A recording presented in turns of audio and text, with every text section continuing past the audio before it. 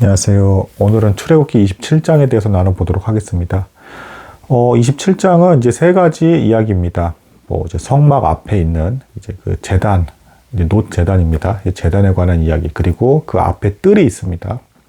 뜰에 관한 이야기, 그리고 등잔대의 불빛이 이제 항상 꺼지지 않게 감람나무 기름을 공급해서 이제 비춰라, 이렇게 되겠습니다. 먼저 이제 그 놋 제단부터 하나씩 살펴보도록 하겠습니다. 이제 나무로 만든 상태에서 이제 놋을 이제 도금을 한 것인데요.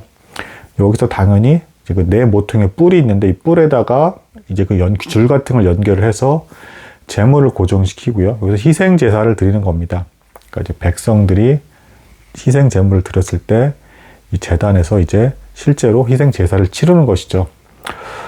이제 이 모습은 이제 예수 그리스도를 십자가에 내어준 이제 이스라엘 백성들의 모습이 이제 그대로 반영된 것이고, 또한 이 제단이 놋 제단이라는 것이 뭐냐면, 놋은 제가 말씀드렸지만 이제 그 나무에 이제 놋 도금을 했는데 이제 불에 타지 않게 해서 이렇게 했겠죠. 놋은 이제 불에 타지 않습니다. 이것은 무엇을 나타내느냐?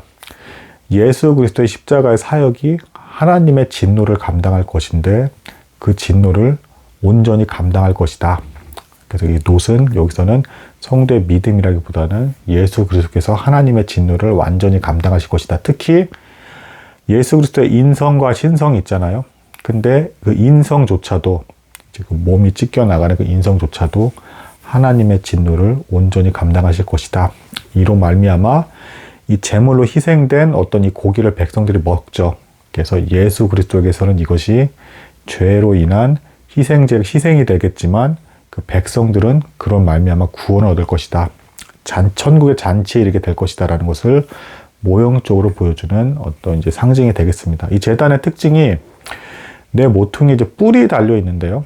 이 뿔은 이제 보통 이제 성경에서 뿔은 이제 권세를 나타내요. 여기서는 구원을 줄 수 있는 하나님의 권세를 나타내는 것이고, 죄에 대한 용서, 화해할 수 있는 그 능력을 나타낸다라고 볼 수가 있겠습니다. 그래서 실제로 사람이 들어와서 이 뿔을 탁 잡았을 때 함부로 이 사람을 잡을 수가 없어요. 근데 대신에 어느 백성, 어떤 사람이 봐도 이 사람에게 죄가 있는 것이 명확하다 한다 그러면 이 뿔을 잡는 행위는 하나님께 용서를 구하는 행위인데, 그럼에도 불구하고 죄가 있는 게 명확하다 하면 이 사람을 잡아서 벌하거나 죽일 수도 있었습니다. 그래서 실제로 솔로몬 왕이 이제 왕으로 오를 때 먼저 자신이 왕이 될 거라 착각을 했던 이제 아도니아가 이제 자신이 범죄했다라는 것을 인정을 하면서 이 뿔을 잡았음에도 불구하고 이제 죽음을 맞이하게 되죠.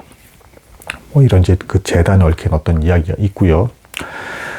뜰이 있는데 이 뜰이 그렇게 넓지가 않아요. 생각보다 가로가 6, 7m, 세로가 한 이제 23m에서 25m 정도 될 겁니다. 가로, 세로가 이제 그 정도 크기인데, 이제 제한된 수의 이제 백성만 들어와서 이곳에서 기도하고 예배에 참석을 할 수가 있었겠죠. 하지만 신약의 백성들은 언제 어디서나 어느 장소에 거건 얽매이지 않고 기도를 드릴 수 있었다. 곧 복음으로 인한 축복이 훨씬 더 완전한 것이다. 이렇게 볼 수도 있겠습니다. 혹은 경각심을 가지고 이렇게 볼 수도 있어요. 천국의 잔치에 이르는 자의 숫자가 적다. 이렇게 묵상을 할 수도 있습니다.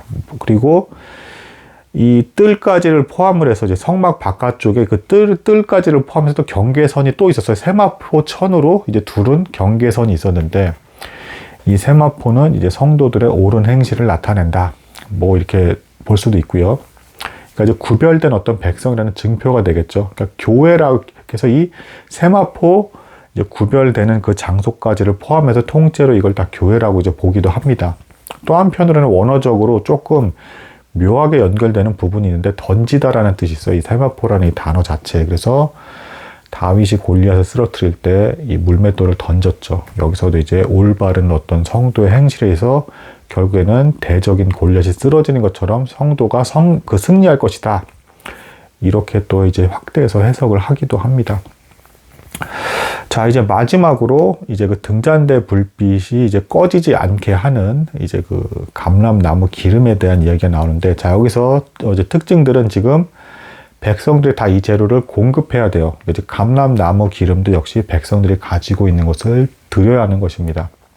희생제사도 백성들이 가지고 있는 걸 드리는 것이죠. 그래서 하나님께서 명하신 것에 대해서 우리가 희생과 헌신으로서 이러한 것들을 드려야 된다. 뭐 이렇게 볼 수도 있고요.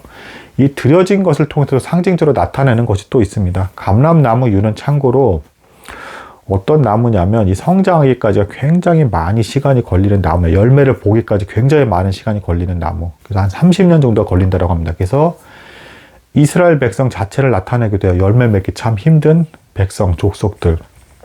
그래서 이 감람나무 기름을 드린다는 건 우리 자신을 들여서 등불을 밝힌다. 뭐 이렇게 해석을 할 수도 있고요. 근데 또 신약의 복음서의 비유에 또 의하면 이 기름은 등불을 밝히는 데 쓰는데 성령을 나타내기도 한다. 그래서 이 등불을 계속 밝히 비추어서 계속 꺼지지 않게 하는 등불은 곧 본질적으로는 성령의 등불이 될 것이다.